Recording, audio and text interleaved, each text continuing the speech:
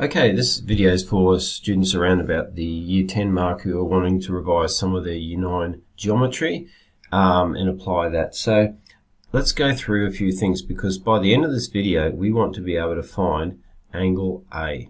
So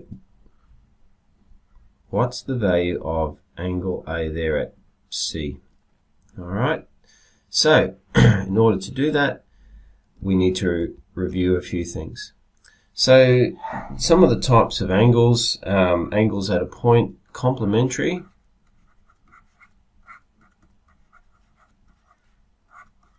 complementary is when the angles add to be 90 degrees, so their sum is 90 degrees.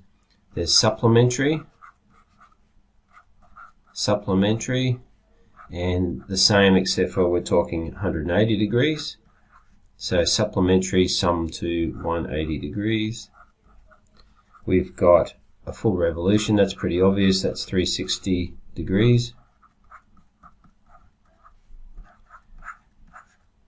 And we've got vertically opposite angles are equal. So vertically opposite would be if we have two straight lines, like so, and we have, let me change the color here, we have this angle and that angle, and we have this angle and that angle.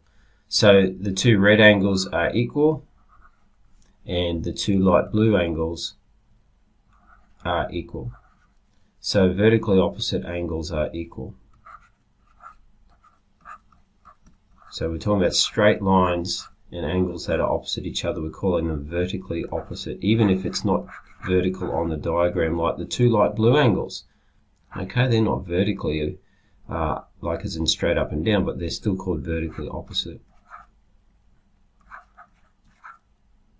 Oh, vertically opposite, better name it, angles are equal. Okay, what else? Okay, well let's look at a category with parallel lines and angles. So if we've got two parallel lines, like these two, and we put what's called a transversal here, which is another straight line, and we look at, say, this angle here and that angle there, those two angles are equal. Or we can look at another pair, this angle here and that angle there are equal. So we call them alternate angles. So alternate angles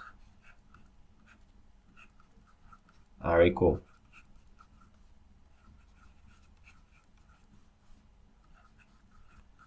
Alternate angles are equal, and sometimes that's called the Z rule.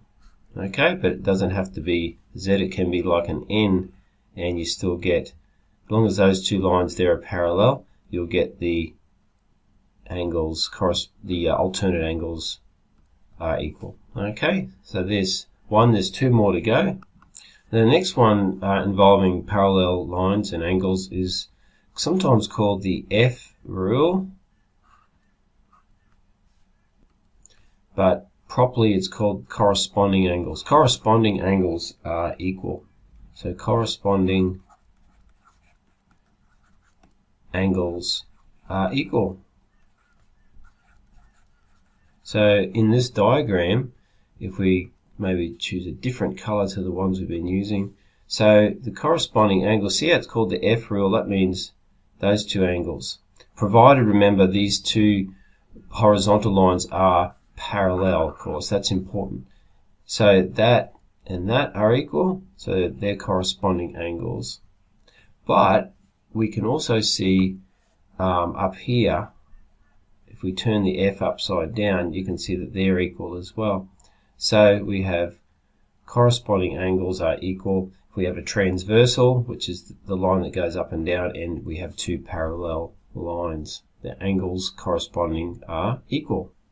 The last one involving parallel lines and angles is when we have, again, two parallel lines in a transversal. You can see angle A and angle B. Now they're not equal, but they do add to 180 degrees, and they're called co-interior. Interior meaning inside, co meaning added together, co-interior angles. sum to make 180 degrees. So A and B there add to 180.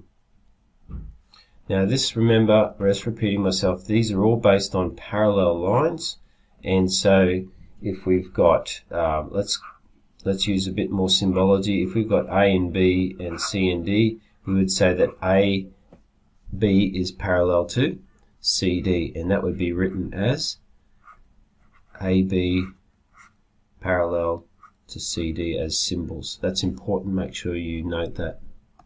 Next up we have triangles. Now remember the angle sum inside of a triangle, the angle sum of a triangle is another way of saying it, is 180 degrees. So there's some of the interior angles of a triangle, like purple, purple, and purple, always adds to 180 degrees. Okay, and we've got here a triangle, and you can see there's a parallel line touching the top vertex of that triangle. You can see they're parallel lines because of the orange arrows, meaning those two lines are parallel. So if we've got angle A, angle B, and angle C, we can deduce a few things about those angles. Going back to the alternate angle rule, the Z rule, which we saw before. Remember, Z rule, if this and that are parallel, these two alternate angles are equal. So if that one there is A, this one down here is A. You can see the Z rule there. We can also see it with C. So if we've got C there using the alternate angle the other way around, alternate angles theorem, we've got C is there as well. So A plus B plus C equals 180. Now we can see that for two reasons. A plus B plus C equals 180. There's two reasons for that. The angle sum of a triangle equals 180, so A, B, C, and also a straight angle is 180 degrees as well. We can see the A, B, and C are up here, and they make a straight angle, which is 180 degrees. Another way of saying a straight angle is that angles on a straight line are supplementary, which means they sum to 180 degrees. Types of triangles, just a quick revision. So scalene, all angles are different. So all angles are different.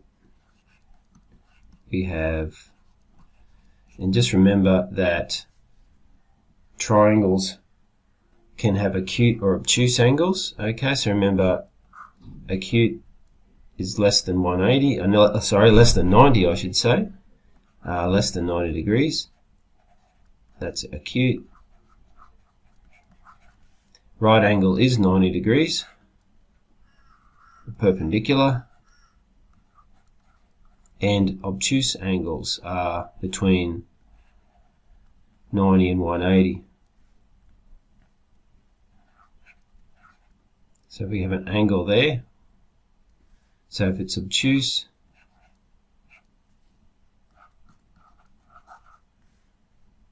so it's between 90 and 180, but not including 90 degrees and 180 degrees, not including. That's an obtuse. So the second type of triangle is your isosceles, which it has two equal length sides and two equal angles corresponding like that. Looks like a guy frowning with eyebrows. And basically, they need to be in the corresponding positions as shown in the diagram. You might remember equilateral has all three sides of equal length, equilateral triangle. So that has special properties. It has three equal sides and three equal angles. So that equals that equals that. And then the three angles are all 60. They're equal and they're all got to be 60 because 3 lots of 60 makes 180. So that's denoted as such. The last thing we're going to look at is the exterior angle theorem. So exterior meaning outside. Exterior angle theorem.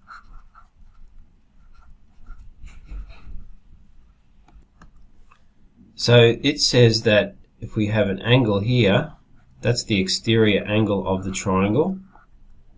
You can see that it's outside of the triangle.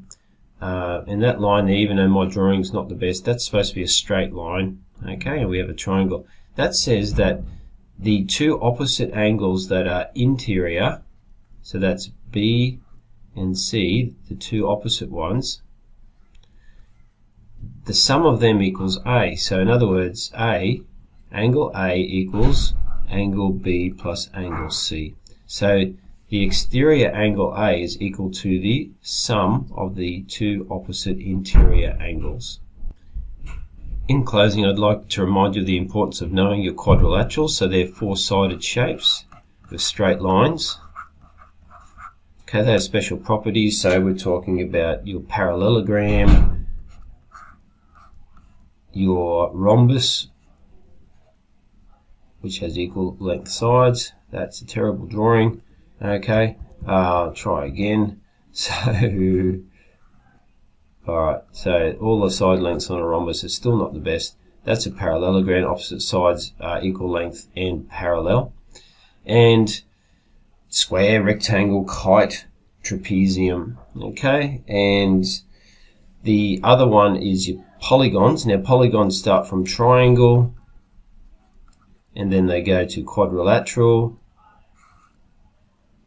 quadrilaterals as above, and then pentagon, and it keeps going up there, hexagon, heptagon, octagon, nonagon, decagon, and so on. So polygons are flat shapes with straight lines between the vertices. Getting back to the question I posed at the start, how do we determine A, angle A here? And what we can do is we are permitted to modify the diagram in a way that suits us. Now I'm putting in another line that is parallel to AB. So you can see AB up there, and I'm putting in another line parallel. Now we can use the Z rule then, or the alternate angle rule. So that angle there will be 25 degrees as well. Now I'm going to call you to do this properly. You should really name things. Now everything from A to E is used up, so I'm going to call that FG. So the angle here, the 25-degree angle in here, okay, that's got a name, and that's going to be called angle. Trace it, BCG.